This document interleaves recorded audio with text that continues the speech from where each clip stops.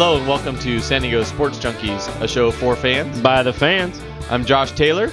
I'm Justin Smead.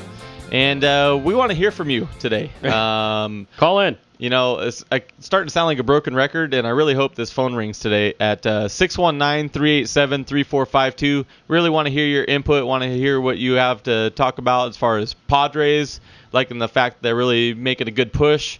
Possible playoff. I know it's kind of, far out there. We're in the discussion. We're definitely in the discussion, and Chargers, obviously, 2-0. Want to hear your input. So give us a call, 619-387-3452. Want to jump right into it here. Padres keep playing tough ball right now. They're 5-1. Hopes are still alive. Only 6 games out of the wild card. It's been really this year was frustrating starting off. To say the least. And with all the injuries, man, they've been playing really, really well, and I think Bud Black has a lot to do with it. Oh, yeah. No, 5-1 the last 6. They're hanging on by a thread. They're in the discussion. When you see the little ticker on ESPN, you see the Padres name at the end there. That's always a good sign. It gives you a little encouragement. It's a long shot to go to the playoffs. We know that. Right. But just to be in the discussion from where they were, like we were saying, they had the worst few months at the beginning of the year, and, man, they really just played heads-up baseball the second half, and glad that they're in the discussion. It's fun to see their name on the ticker, man. I like that. Well, yeah, I mean, we go from arguably one of the worst teams in baseball to start the season. I mean, it was pretty much there with all the injuries and whatnot. 7 games they won in in the first month, April. In April.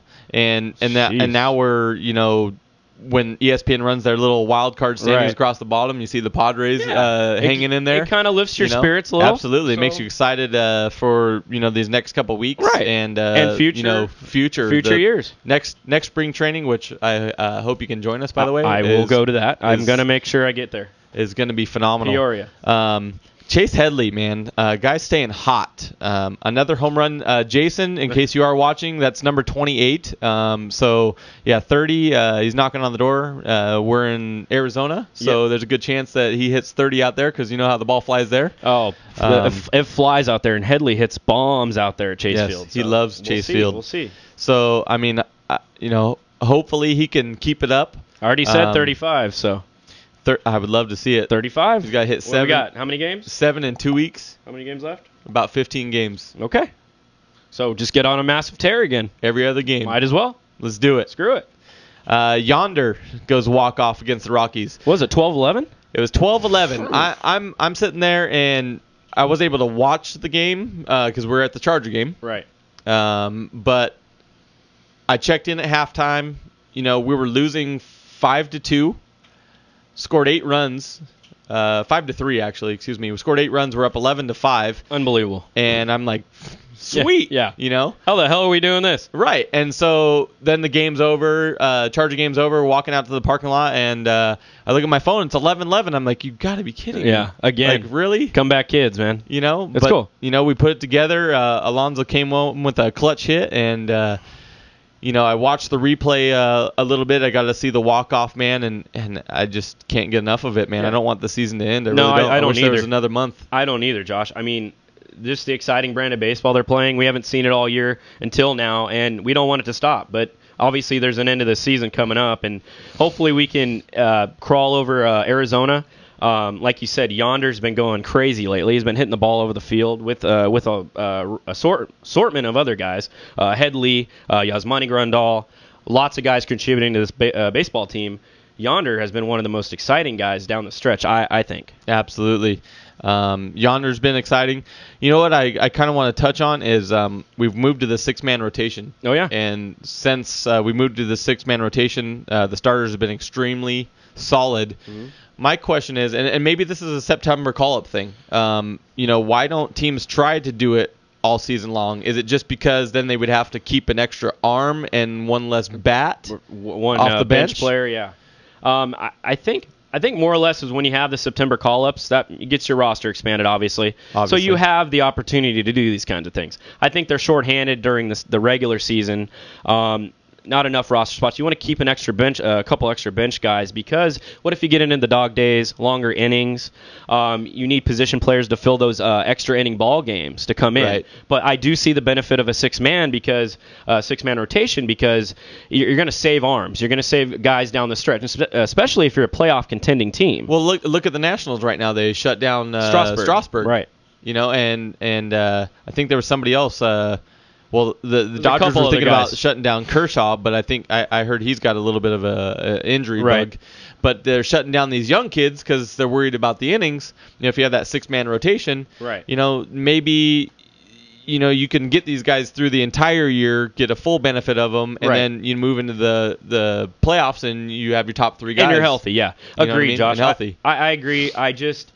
It gets dicey, you got to pick and choose who you want on the team. If you got guys down in AAA ball playing well and they're position players, get them up, get them in the lineup. Right. But it depends on where you're at and the standings and what you're trying to do as a baseball team in the future. The Padres are set up nicely to have a 6-man because they want to get a look at all these guys that they have coming up. They have a plethora of people right now, so they have a great situation right now to get a great look at all these young, talented arms in their minor league system.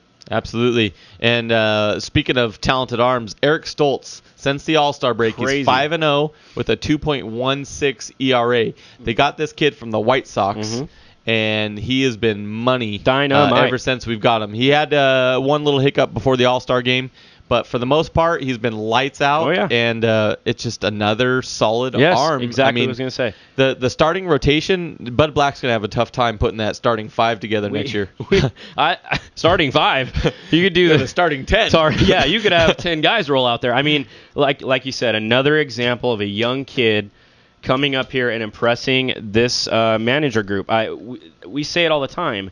We have a really good situation going into spring training next year because we have a plethora of players. We have an assortment of guys that we can choose from, and now you're looking at depth. Now, when, say, we do make a playoff push next year, man, wouldn't it be nice to call up an Eric Stoltz, or even if he didn't make the team or whatever, for a reason, he's already got big league experience. Well, he can come right up. Yeah, plenty of arms that you can call up. Right. If we, God forbid, run into the situation again. Right. Yeah, you don't want to run into that. Right. But the other thing too is with all these arms, if they're looking for more pop in the lineup, we have trade pieces. Trade bait. You know what I mean? Dangle them out there. A couple of these pitchers and Hundley, adios, and let's get another solid bat in the lineup. That's what I'm saying. It's only a good thing to have this many good arms because teams want arms and teams need pitching always. Well, and I hope that the Padres keep what they're doing in our farm system. Oh yeah. Let's not. I mean, obviously some of these pieces are going to be moved if they're going to want to add a bat. I really think that's going to happen. We don't have the money to go buy somebody, so some of these pieces are going to move. Exactly what I was going to say. And I hope that they can replenish that through the draft or trade possibilities down the road. And I want people to understand too, just because we have a new ownership group and guys coming in here, with money, a little bit more money. We don't know what the budget's going to be next year. The game plan is still in place. The overall outlook of this team is still in place. The same people are running this team. Scouting, from Josh Burns all the way to Buddy Black. It's the same people in place. They have the same philosophy that they've had the last couple years. So keep these guys here, make the best possible decisions for your ball club, and if you do make a couple trades, make the better decision for your team in the long run. So Absolutely. That's all I'm saying. So we got a 3-game set in Arizona. Right. And we're only a game and a half back. Right. 6-0 against the Diamondbacks. Right. 6-0 against the Diamondbacks at their own house. Right. Yeah. Crazy. We haven't done that ever. Right. It's Petco Park number 2. Right. Second home. And my thing is, in June, late June, early July, third place. I mean, we talked about it. Yasmani come up. We got a little bit of excitement. But prior to that, I didn't think third place was a possibility. Nobody did. And there is a definite good chance we finish in third place now. Third place is a very attainable goal right now, Josh. The way that the Diamondbacks are playing, they're kind of hot and cold. They've been on the colder side lately. So it's given the Padres an opportunity to catch up with them, and being one of the hottest teams in baseball right now, the Padres, we're catching up quick. And with this 3-game series, we could leapfrog them and take that third spot and never look back. So a third-place finish, to me, needs to be their goal, getting through the rest of the season. If you can make third place and not finish in the cellar, not in fourth place, but you were the third team behind the Giants in L.A., But you want to hear what's nuts? what? Give me something nuts. We're only like 4 games back of the Dodgers. So potentially the Padres could finish in second place. Let's cross that bridge when we get to it. No, I'm saying, but that's crazy. It's very crazy to even talk about. Like we just said, to even see their name on an ESPN ticker with the games back, you're going, how did they even get there? Right. It's like they flew in. They're like, yeah, I got it. I'm good. And they just have been rolling off these wins like it's nothing. And it's not. We're not beating slouches. We're beating playoff contending These are playoff teams. contending teams. It's not, including Arizona. There's no easy road that we took. No. It was the hardest road. We've had the most injuries by far. Oh, by phone call. far. We got a phone call. Hold on. Stop us there. Yellow. What's going on, caller? You're on San Diego Sports Junkies. Hello. Hello. I hate prank calls. It's like when the kid sets the poop on fire at Halloween, and they run off your porch. All right, well, we'll keep moving along. Maybe we'll get this call back here. And here it is. Caller, hello. Hello, how you doing? What's going on, man? Welcome to Good, San man. Diego Sports Junkies. What do you got for Who us? we got on the phone? Oh man, this is Neil Rock 81. I'm calling from Pittsburgh. I'm a Charger fan stuck in Pittsburgh, man. That a boy, Nice. dude. Right on, bro. Good to I'm hear it. glad we got somebody out holding there. it down, man. Right on, bro. What do you want to talk about, man? You want to talk about these hot Chargers off to a 2-0 start? Oh man, our defense is looking great, man. Melvin Ingram got to get more playing time. I think we'll be fine, man. Our defense is looking good, man. I agree, brother. I think they need to unleash them a little bit here against Atlanta. What do you think, man? Last week they didn't use them too much. We need to get pressure up front, man. That's the problem with us. We need pressure up front. Yeah, no, I think he could do it. I use him on man, and I put him as my defensive end. Oh, He's yeah. unstoppable. He's fast, dude, and adding Kendall Reyes and Abreu Franklin, some of these guys, I think they just need a little time to gel, but I think we're going to get some good pass rush from that front three. What do you think? Man, that's what I'm hoping, man. That's what we need, so that way everybody else can do their job, linebackers, secondary, and we'll be good, man. I think Uncle Philip is going to have an MVP-type year. Oh, yeah. I You agree. know what I mean? Good He's gonna decisions. bounce back from last year. Yeah, he's making good decisions, isn't he? And that's what it's all about. He was trying to force it too much last year. He was. You know what I mean? I think he felt a little bit like the weight of the world was on him last year. This year, he's not thrown into coverage. He seems a little calmer. If there's not a play for him, he's getting rid of the football. So He's getting rid of the ball, That's man. what And I'm we saying. got a nice young tight end we're developing. right? You know what I mean? Yep. So we're looking good, man. I wasn't a big fan of North Turner the last couple of years. I ain't going to lie. I don't think anybody was a fan of him. I think a lot of people wanted to run him out of town with a pitchfork, to be Right. honest with you. And here's I the thing. think so, man. Norv Turner has been a offensive genius, but I think the biggest thing is people don't know about is I don't think he's a big leader. He's not that vocal guy that most people are looking for in a coach. But Right. as far as offensive wise, the guy's a genius, and he's proven it. Rivers has thrown into 10 different receivers already, and we've been very successful in the first 2 games. Right. Exactly. This is our year. We got to get Uncle Philip his ring, man. That's what we got to do. We got to get Uncle Philip his ring. We definitely have to He's get the toughest quarterback, one of the best in the league, man. Oh yeah, no, he is. Amen. He's one of the best. He's been one of the best in the league.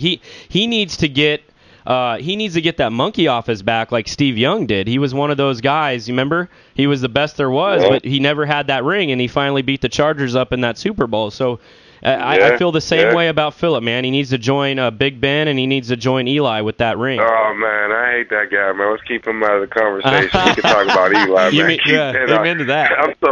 Like I said, I'm in Pittsburgh, man. I'm so tired of hearing about that overrated bum, man. Let's not talk about him, man. Pittsburgh, He's just big. Ain't nothing good about him. He's just big. No, I know. you born and raised out in Pittsburgh, or you living in San Diego, moved out there? Born and raised in Pittsburgh, So man. how did Born you and become a raised, Charger man. fan? What'd you say? How did you become a Charger fan?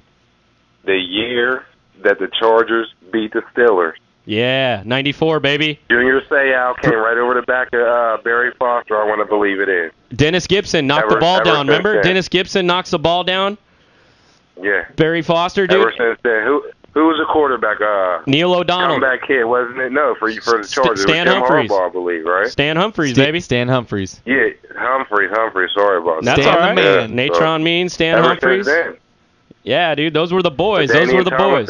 We went 13-3 when we got with Danny and Tomlinson. It was a wrap, man. We should have been won a ring. Yeah, 2006 was our year. We blew it. Oh my goodness, man. So what's your prediction for the season? Give a special shout out to the Bolt Father. Oh, on yeah, Twitter. He was the one. He tweeted it. Yeah, Booga P, Tweeted dude. the phone number for everybody to call, man. Shout out to Bolt Father, man. Hey, well, I hope you nobody continue reps to the Chargers harder than him, man. Hey, Absolutely, and I hope you continue to follow the show. We want you and a lot of other people to be calling the show. We're here. We're a show for fans. We're fans. We're by the fans. And Okay. I mean, the biggest thing is, like you, we got a call in from a guy from Arizona. It's those Charger fans that are away from San Diego that, don't get this news. Follow us, man. I can't wait till San Diego comes to Pittsburgh, man. I'm going to be down there full throttle in my Chargers gear. Letting them know, man. Let them know what it's about, man. That's what we'd love to hear. Hey, but you know what, man? I wipe my ass with a terrible towel. Hey, just don't get shot at. Don't get stabbed. That's all I ask. But you know what? No. Hey, we'll be all right. I wanted to thank you for calling in because you're just making us better at this. We're new at this, too. So with you calling in, man, it's helping us out. And if you want to do it weekly and just talk football, anything, man, we'll talk with you. If you just want to talk sports, we're here, bro. Yeah, buddy. I got your phone number. I'm going to lock you in there, man. I appreciate that. 7 o'clock on Tuesdays, bro. Every you grab Tuesday, a brew and you 7 o'clock. call us. Yep. Bolt up. All right, bro. All right, bro. Have a good night. Bolt up. Right on. Dude, Friggin' Pittsburgh. High five. Not only did we get a call, all the way from Pittsburgh. We had a diehard Charger fan in Pittsburgh. Right on. Booga P, you're the man. Now, what's that saying about San Diego? Get on the lines, damn it. What are you doing? Right? These Pittsburgh fans 619-387-3452. We got people calling from Pittsburgh, and we can't get you from San Diego. He just spent $5 to talk to us. You can't spend nothing. It's free. It's free, dude. Hey, let's just jump into it. Chargers, man. They win big, 38-10. Wow. They're 2-0 on the season. The most impressive thing to me, and I don't care what anybody says, who we beat. McFadden and Chris Johnson are arguably two of the best running backs in the NFL. They might not be playing up to it right now, but we've held them to a combined 49 yards. Remarkable. We got another call. Another call's coming. Come on, brother. Keep it rolling. You're on San Diego Sports Junkies. What's your name? This is Booga P. Booga P. Hey, up, thanks bro? for the shout-out, brother. Yeah, dude, we just got a Steeler fan from San Diego call in. Yeah, I heard that. I know that dude. He got it from me. Oh, that's... What's good, Josh? What's good, Justin? What's up, what man? Up, How you been, brother? How's was it North Carolina treating you? I know that dude. He got it from me. Yeah, I'm out here in Charlotte. Hey, lower the radio on your computer Got and it. whatnot. I'm good. All right, bro. So what do you want to talk about, bro? Let's throw it down. You're the biggest, baddest Charger fan I know, too. So what impressed you most about a Week 2 victory over the Titans? Well, more than anything, I guess it's not about what impressed me. What I enjoyed the most about it is when you play a team like Oakland that's going to out-physical us, that's bigger than us, especially on the four-down lineman on defense. Right. Yep. You have to call a different game plan than you would normally. Right. In this sense, we didn't need to get fancy. We didn't need to be going down the field. I love the check downs. I love the decision making by Phillip Rivers. Right. Obviously, we came out on top, and I know we had a little help from the special teams, but I thought it was a solid win. Yeah, no, I agree too. And what you just said, you hit it on the head, man. And I think this is where when you bring in a Meacham and a Royal, and mind you, Meacham hasn't done anything yet, and he will though. He'll get involved. I think you look at this lineup that we have with no Gates last week. We used Rosario. He was big for us. We have guys with the depth on this team and the short intermediate routes, like you were saying, were just all day, every day. I mean, they were there for Phillip, and he didn't have to go long and make mistakes and turn the ball over. You think? What do you agree with that? Yeah, I'd absolutely agree with it, and I think. As much as people want to discredit Norv Turner for his decision-making processes and play calling, I think it was pretty evident in Week 1 against Oakland that him and Phillip had spent a lot of time this offseason saying, listen, here's the bottom line. We now, with some help in the offseason, have a deep team and a defense that can support what you guys are able to do on offense. Right.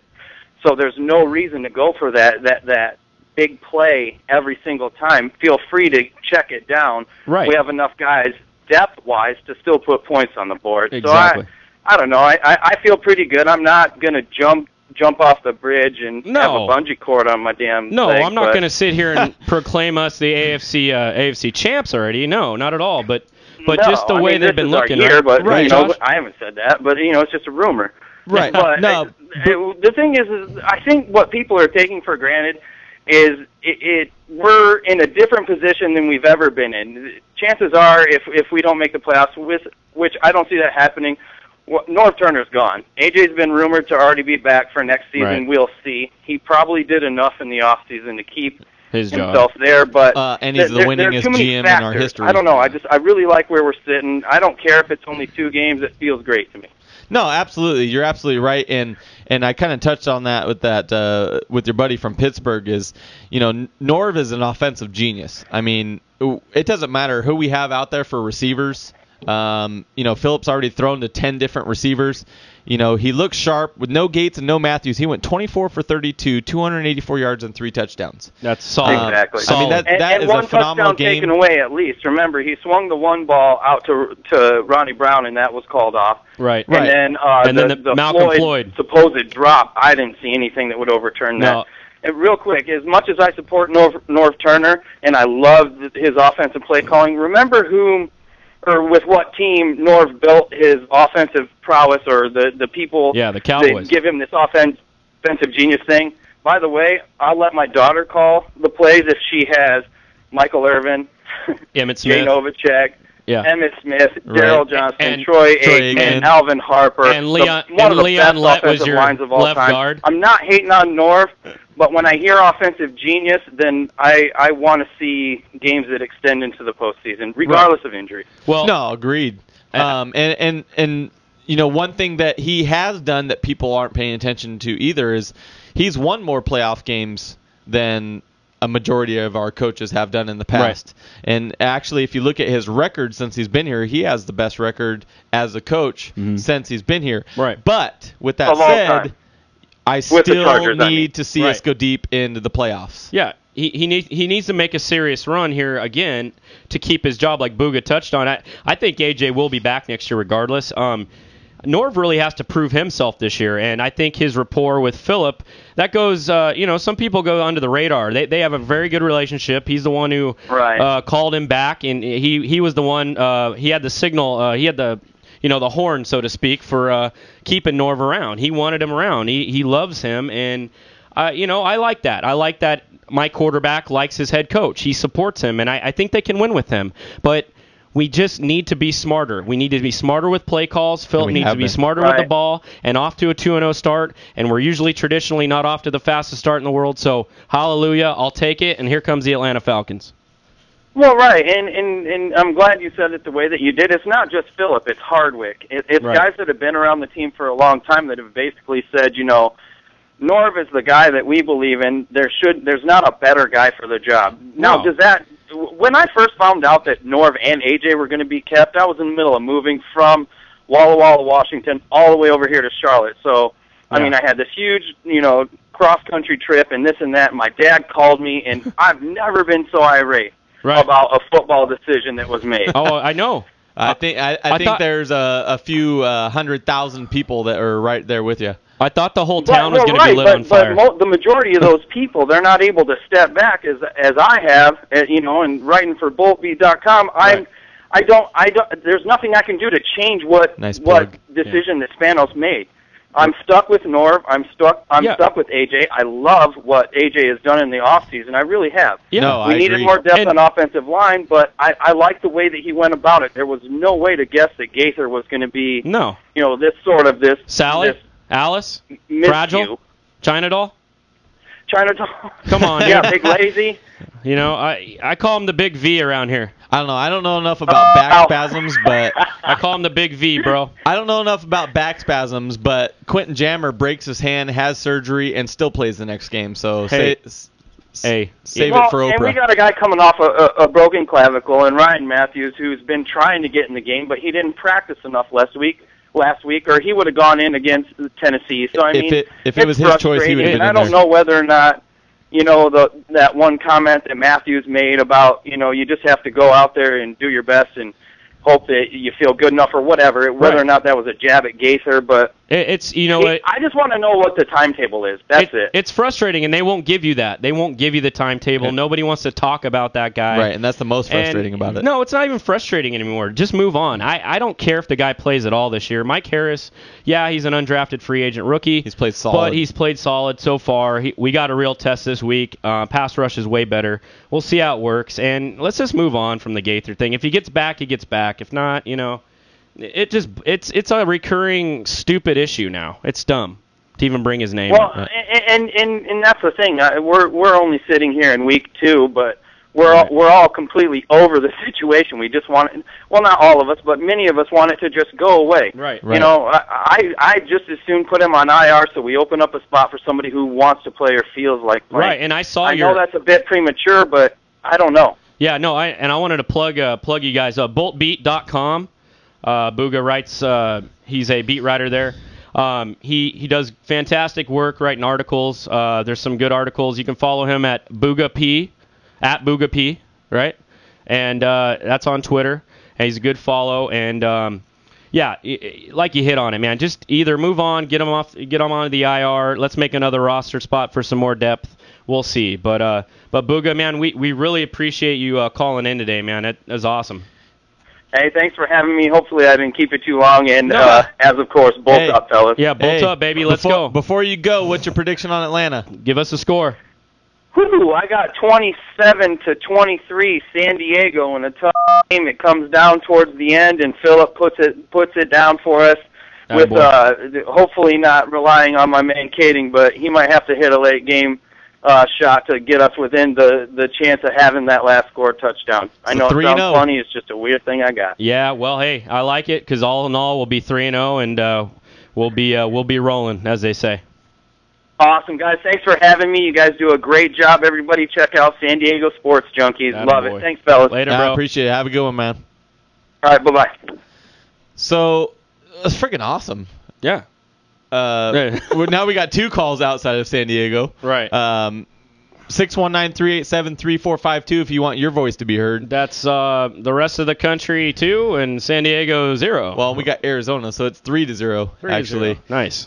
So want to touch on the Charger stuff really quick. You know, player of the game has to go to Dante Rosario with the 3 touchdowns. Stepped up big. But Jackie Battle also stepped up big with his 2 touchdowns. Brute force running. Guy can play. He leaped over that pile like he was LT. Right. I'm like, holy cow, man, you're a big dude. I knew how big he was, but he just looked bigger in that game. Yes. When I watched some of the replay. And I'm sitting there going, holy cow, great pickup by the Chargers. Played great. That's where the depth shows this year. You know, Matthews is out. Ronnie Brown, I don't know if he was nicked up or they just didn't want to put him in certain personnel packagings. I don't know. Battle did the job, got us some touchdowns, got us some run game that we very much lacked this year so far. Stepped up big. Absolutely. And the defense. The defense leads the NFL. Awesome. In rushing. 41.5 yards per game. They're second overall in total yards. Yep. Phenomenal. Only behind Houston, yes. As far as points on the board. That's exactly what we need for our offense to be successful and the time of possession, like you were touching on earlier. Right. The way our defense is playing, it's gonna create quite a few W's. Oh yeah, no, and if you can stop the run, guys, you can stop the run. It sets you up in that pass defense. It sets you up better because now what you can do on a 3rd and long, you know what you can do. You can man-to-man, you can cover better, and you can put a little heat when you want. You determine on a 3rd and long what you're going to do. You dictate the game. You Absolutely. dictate it. You put the hands in your defense's hands. The offense has nothing after that. And you dictate it, and then great things happen. You got Weddle with that interception. Oh yeah, exactly. And more of these turnovers are going to happen if you keep putting pressure on the offense. Right. We're going to keep getting turnovers. Right. Then our offense gets the ball more, and yeah, we may settle for field goals like we did against Oakland, but Right. more times than not, we're going to put it in the end zone, and we're going to put up some points. Well, and it's going to make it very challenging. It's going to make the other team one-dimensional, and that's going to make our defense even better. Right. No, and like Booga touched on when he called, we played a phenomenal front 7 for the Raiders, a physical team, and we had to settle for some field goals. It's going to happen. Right. You're not going to put up touchdowns every dime down the field. Nobody does. Absolutely. So, but all in all, it's the defense. This is what we touched on in the offseason. People wanted to see more defense from the Chargers. We needed to upgrade a defense in the draft and in free agency, and I think we've done that. Absolutely. Yeah, it's just the Titans and the Raiders so far. Right. But you know what? Like you said, it's Chris Johnson and Darren McFadden. Not bad running backs. Right. You're shutting those guys down. And now we have Michael Turner coming to town and the Falcons. Well, he might be drunk, so great defense. Atlanta's going to be a test, and a lot of people discrediting the Chargers because they played the Raiders, who are 0-2, to the Titans, who are 0-2. Well, they're only 0-2 because we beat them. But they're still NFL teams. You beat the teams that are in front of you. They're still NFL teams, and Arizona takes out the Patriots. The Patriots. Yeah. So what's that mean? Seattle takes out the Cowboys. Right. I mean, it's the NFL, it's and a anything wacky can happen league. in any It's a given wacky Sunday. league. Yes, it is. And Atlanta's coming to town, and they are a beast. They're going to be a tough team to play. They put up points. But if we can pull this out and move to 3-0, this is that statement game. Huge. This is that statement. It's going to game. be huge. This is a statement game where the two opponents you just faced and beat, that flies out the window. You're 2-0 and you beat Atlanta at home. People are going to start talking a little bit more. Right. They're going to go, the Bolts might be back on the scene. Right. They might be back in the playoff picture. Right. North Turner might be back. Right. Phillip Rivers might be back. Right. And then the hype starts swirling again. Absolutely. So you knock off this team this weekend. I'm telling you how huge this will be. And for the hype of this team, I don't even want our team to really get that hyped. Like, I don't want people to start talking being about under the radar. Exactly. But you know what? I want to hear a little love for San Diego and stop hearing all this. You only beat the Titans. You only beat the Raiders. So we knock off Atlanta, get some pub in our favor, and get that momentum carry into the rest of the season. So what's your prediction? My score for the game, I'm going to go 38-35. I'm going an absolute... I'm going offensive showdown. I'm going barn burner, toe for toe, tat for tat. I want to see an aerial show. Mano. They got Julio Jones. They have Roddy White. We have Meacham, Royal, Floyd, Gates. We got a plethora of weapons as well. Rosario. 3 touchdowns, man. They've got some great players over there. Tight end Tony Gonzalez, Michael the Burner Turner. They have some solid people as well. So this matches up very well for the Chargers. We're getting Ryan Matthews back. I believe he'll play this week. This is going to be the test of the season so far, obviously. I look for big things. 38-35. Nate the Great hits a 35-yard field goal to ice it. For me, I'm thinking 27-21. Okay? Good score. 21-21 late. Mm-hmm. Nate hits one. Mm-hmm. Our defense forces another turnover. We march down. Nate seals the deal. Seals it again. 27-21. And I'm looking for big things. I know that Ryan Matthews is probably going to be playing sparingly. Yeah, we don't know how many snaps he'll get. But I'm looking for bigger things coming from the running game. Yeah. No, and you know what's going to be great is mixing in Matthews this week instead of not having him at all, Right. Say you get 10 carries or even out in space. In the passing games where it's really going to help this team. Right.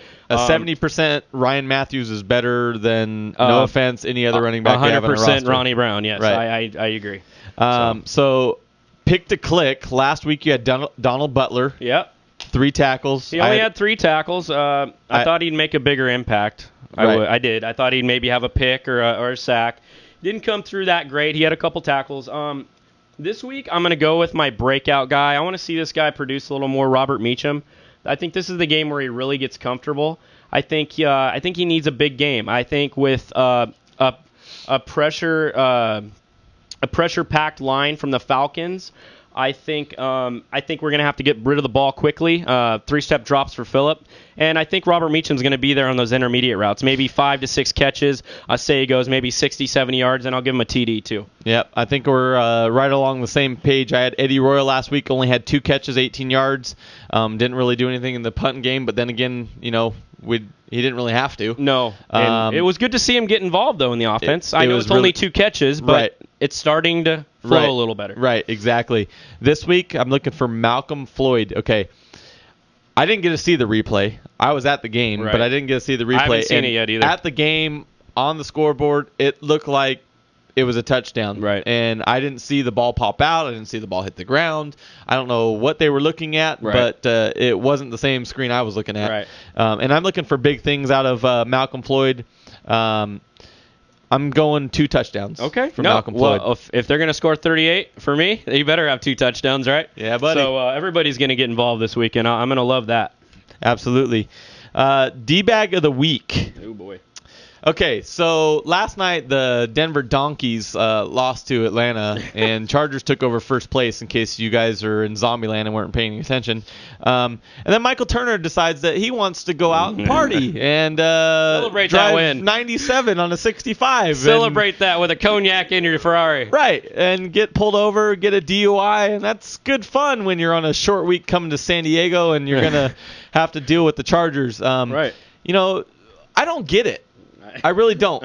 He when he was here, he was never in trouble. Yeah, he was never in trouble. Never in the limelight. He was never in the limelight. He was solid. I was really sad to see him go. I don't know what he was thinking. Yeah, I don't know either, man.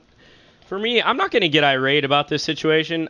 There's a lot of players in the NFL that have DUIs, and I'm not saying it's right at all. That's stupid. That's really stupid.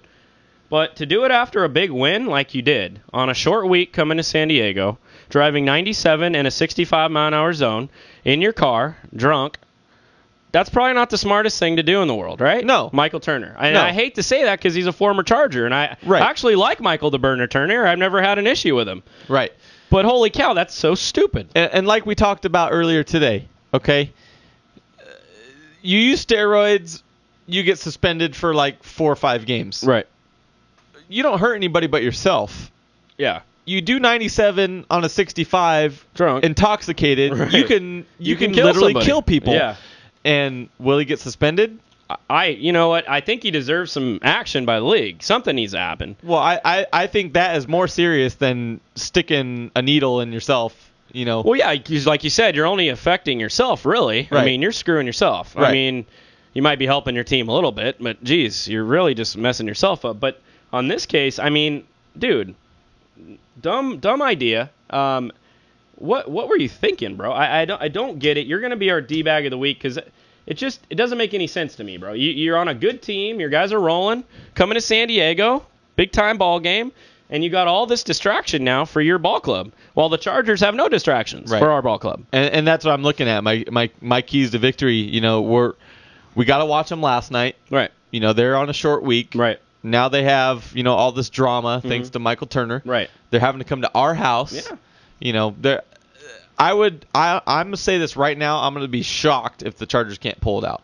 Yeah. No, I agree, man. I think on a short week for the Falcons off a tough victory at home. Traveling across country. A little swirling controversy around the team now.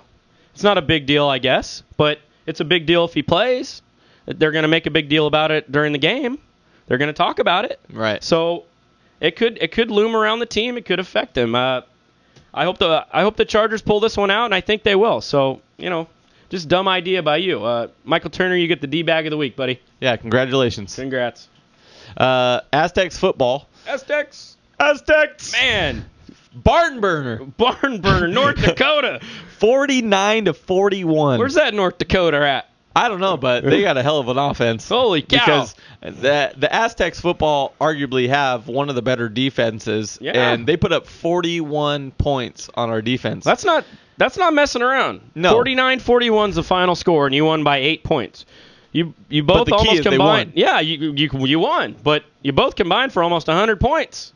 Like the damn Air Coryell show out there. Right. Holy smokes. Was this Green Bay, San Diego last year? Oh, my goodness, man. This was a barn burner. You had Muema and Walter Casey combined for 230 yards on 31 carries and 3 TDs. Holy smokes. Well, then you throw in Gavin Escobar, who goes beast mode on him with 117 yards on 5 catches, averaging 23.4 yards a catch. That's Vincent Jackson and numbers. And adds a touchdown on top of it. Unbelievable. Gavin, let me talk about Gavin Escobar for a second. This kid's going to be awesome, dude. He's going to be a first-round pick next year, I think. I think he's a junior. Maybe he's a senior. I don't know. But in the NFL draft, a couple years from now, this kid's going to be nuts, man. Yeah, He's I'd love huge. to see some bolts on him. Yeah, it'd be nice, right? I'd love to see some bolts on him. That'd be nice. Fan questions. Right. We're going to go with numero uno from @the Raider Hater. That's the Raider the number 8 ER. Is Matthews more of a liability than help with the Chargers offense clicking? No. He's not a liability. He's instantly going to give us a running game compared to what we have. Right. We like the depth of our guys now. You saw what Battle did. That was awesome. He filled right in nicely. Late in the ball game, he's putting the ball game away. But now you have your perennial back healthy, instant upgrade. Right. Instant upgrade, Pro Bowl, 1,000-yard back. I think it's 10 TDs, 9 TDs. Instant upgrade, and no liability there. He will instantly make this team better. Agreed. There's no way that by bringing your Pro Bowler back is there a liability to the team whatsoever. Never. Raider Hater, you're a good follower, and I hope you continue to bring on the questions. But no, Matthew's definitely not a liability.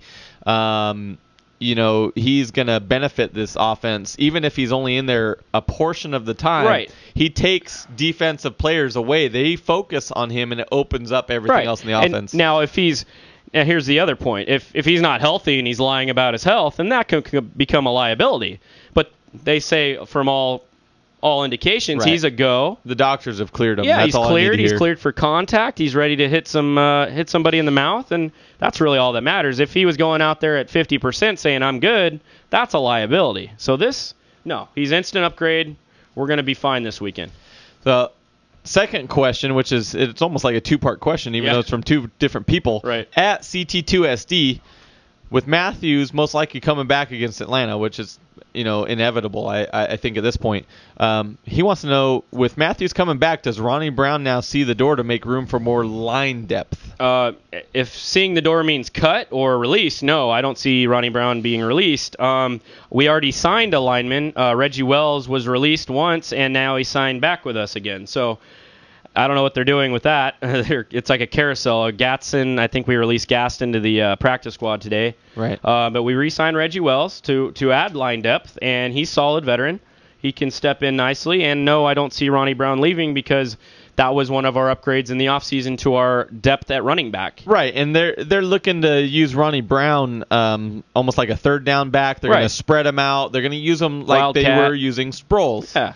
And, he adds another dynamic. And you haven't seen that dynamic yet because our offense hasn't been full force with having Ryan Matthews in there. When you got Ryan Matthews in the backfield with Ronnie Brown, you can mix it up another more. dimension to the offense.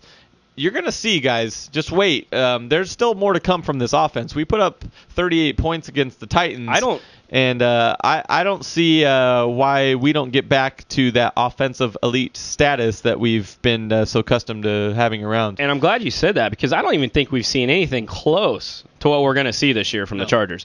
And is it this Sunday an indication of blackouts looming? I don't think any of us are going to see what's going to happen on the field because it's going to be blacked out. But hopefully in the future here, the offense will open up more and Norv will get his playbook going. And the players that we had brought in for depth and the guys that we originally thought were going to be here from the get-go, Matthews, Gates will be healthy this week. Add everybody in at the same time, Royal, Meacham, everybody, get the ball rolling. I don't think you've seen – I want to see reverses. I want to see Wildcat. I want to see all this crazy stuff, but I want to keep it simple, stupid too. Right. I want to run the football, and I want to keep these intermediate passing routes, which we've been doing such a great job at, and flowing with intact. So. Absolutely. Over-under. Over-under. Phillip Rivers throws 3 touchdowns against Atlanta. Okay, before you answer, the Titans defense and Atlanta's defense, that's 2 different animals. Yep. Atlanta's definitely an upgrade defensively against Rivers. They're Yep. gonna, I mean, as you saw last night, they're gonna really fly around. They made Peyton Manning have nightmares. He probably had nightmares, and he probably will continue to have nightmares. Man, he was running like Peyton of old, huh? Right, the happy feet. Sean Merriman chasing him. Phillip Rivers throws 3 touchdowns against Atlanta, over under. I'm going to go over because my score indicated over. So Right. I'm going to say 4 touchdowns in the air, and that's 28. I say we get another 10 on the ground or what have you. Mix in, sprinkle in, whatever you will. I think we can get Matthews in the end zone once this time around.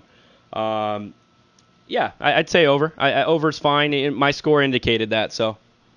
Yeah, I think it's going to be pretty close. 3, I think 3 is the most, honestly. Okay. And the reason I say that is with Ryan Matthews being back, there is going to be a lot more running game. Right. I see a few more rushing touchdowns. Mm-hmm. And Atlanta's got a better defense. I mean, the way that they were running, Peyton Manning all over the field last night, there's going to be a little bit more to handle. It's going to be a tougher game. That's why we predicted it to be close in our, in our picks. Right. I think it's going to be a little bit more challenging to, drive down the field. It's not going to be as easy as it was against the Titans. Well, agreed. Defense, on the other hand. Will the defense have 3 sacks against Atlanta? I think we will. I think we'll see a bigger pass rush against the Atlanta Falcons than we did the Titans, and I'll give you a reason why. With Jake Locker, you don't have to put as much pressure on because he's a rookie quarterback that's going to make his own kind of mistakes. Right. So you don't have to put a tremendous amount of pressure. You do want to blitz him at certain times. Young quarterbacks tend to make bad decisions, hence Eric Weddle. With a little pressure in his face. Well, and he had his tight end wide open 40 yards down the field and overthrew him. Right. Wide open. And there's going to be mistakes like that. But with Atlanta's offense, you have to put heat on Matt Ryan. You have to. You have to. So I think we will get to him enough. I think we'll have 3 or 4 sacks in this ball game, and I think they're going to be big sacks, maybe late in the fourth quarter where they're wearing down a little bit. It's going to be another hot one out in the queue on Sunday. Atlanta's used to hot weather, but they're in a dome. Right. I mean, they know what muggy is and stuff, but they're in a air-conditioned dome. So, welcome to San Diego. It's going to be a little humid, maybe a little warm. Wear your sunscreen, Matt Ryan, because you're going to be chased all over the field by Melvin Ingram. Absolutely. I couldn't agree with you more. I think 3 to 4, maybe even pushing 5. Right. Wouldn't you agree? Because they're going to have to put pressure on him. Well, yes, and the other thing is Chris Johnson coming in with the Titans. There was a lot of focus on the running game. Right. And not that Michael Turner's not Chris Johnson. There's going to be a lot of focus on Michael Turner as well. Right. But that question still is with his whole DUI deal, whether he's going to be suspended or not, or if that mentally is going to, mess with him. Right. But my thing is, we need to be aggressive against Atlanta. We need to have 3, 4, 5 sacks. A couple turnovers, because their offense is better. Oh, yeah. And we need to, put pressure on them to create turnovers. Right, and like you said, the focal point isn't going to be Michael Turner. If you can sit there and shut down McFadden, Chris Johnson, and like you said, no slouch on Turner, but Matt Ryan is the key. If you're stuffing those 2 backs prior to this game, like you did, you're not going to be so much geared. Michael Turner can burn you. If he gets up the hole, he's gone. Right. But I think you can handle your business with Michael Turner. Focal point will be the passing game. When to put pressure is going to be key. The right times to do it. Early. Don't get beat by Julio Jones and Roddy White down the field because they'll smoke you in a second. At least against Denver, they were throwing early. They were throwing on first down a lot. Right. And so that's going to be key to put heat on them early. And the reason you got to put that pressure is because our corners aren't the best in the world. Jammer's getting a little old. Kayson's suspect at times. We all knock him. We've got decent cornerback play. Big B and Weddle have been solid. Right. So with the safety help, I think we can contain Roddy White and Julio Jones, but you're not gonna contain them the whole game. Right. You're gonna see a big pass play. So, all right, let's go on to the Aztecs. Aztec football. They're currently 2-1. They got 9 games remaining. Right. Over under Aztec football wins 8 games. Under for me. I just don't know if the Aztecs. I wish they were as good as they were last year. I would say yes, with it being in a weaker division this year from who left the division, Boise State, TCU. For me, I say under, Josh, and it's no slight. I hope they win more, but no, I just think it's too tough of a road when you're struggling against North Dakota, and I know that they're good and all, but North Dakota shouldn't be coming down here and putting 41 on your team. Right. I'm going to have to disagree with you. Okay. My thinking, like you said, no Boise, no TCU. Okay. Fresno State's really good, though. We've put up 100 points in 2 games. Right. That means their team is going to have to match our offensive intensity to pull the game out. Right. And our defense isn't going to show up like this every week. I hope not, because if you're counting on every defense to give up 49 points, not going to happen. Not going to happen. It's not going to happen. And like you said, I don't think it'll recur, this defensive thing. I hope they straighten it out, but I don't see them winning. I don't know.